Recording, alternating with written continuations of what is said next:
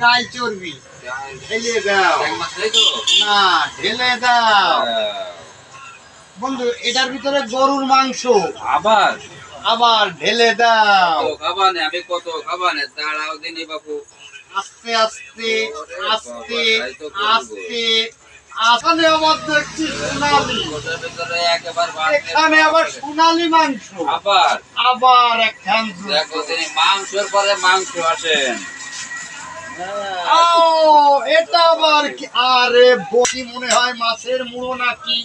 আরে না বন্ধু, আমার মনে হয় একটু ভুল হয়েছে। এটা তো দেখছি রোস্ট, মুরগির রোস্ট। এখন আমাদের এই এরপর আবার গরু, মুরগি, হাঁস, মুরগি, ডাল, আবার ডিমও আছে।